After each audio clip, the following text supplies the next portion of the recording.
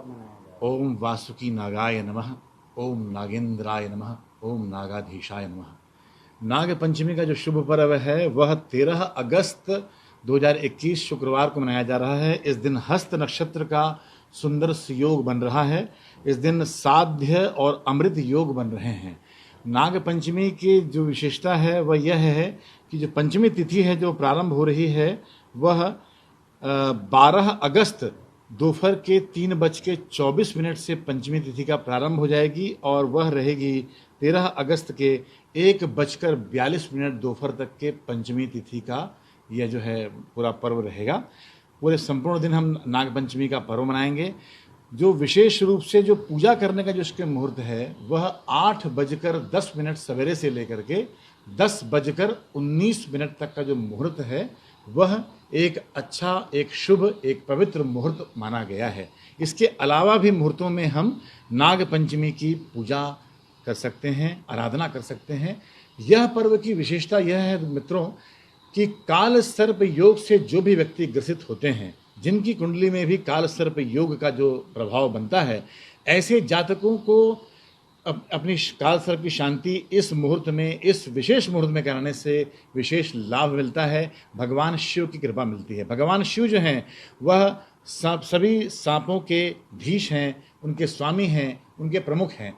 तो उस भगवान शिव की आराधना करना, पूजन करना इसमें विशेष माना गया है। साथ ही जब हम अभिषेक करते हैं तो वह अभिषेक जो है नाग देवता के साथ हम अभिषेक करेंगे।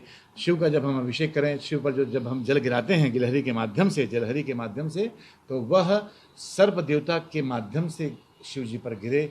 यह व्यवस्था को हमें विशेष तौर पर ध्यान से देखना चाहिए।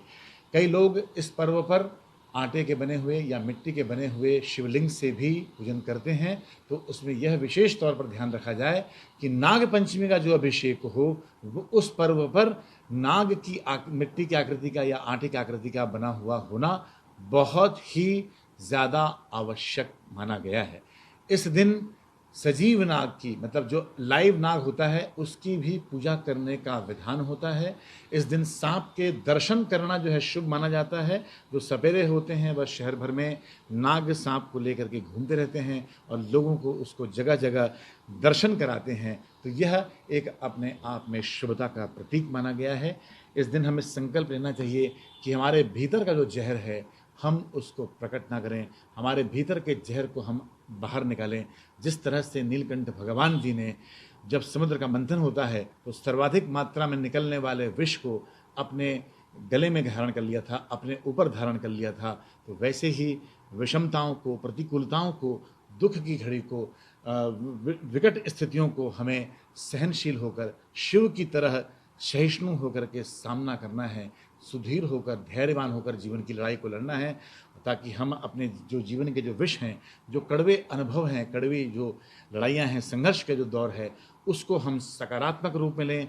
हम शिव भक्त बने। जिस तरह से शिव ने सारे समुद्र को, सारे हलाहल को अपने कंठ में धारण कर लिया था, वैसे ही हम अपने अंदर इतनी सहिष्णुता, धीरजता, सुधीरता पैदा करें कि मुसीबतें हमसे टकरा करके स्वयं सूक्ष्म हो जाएं।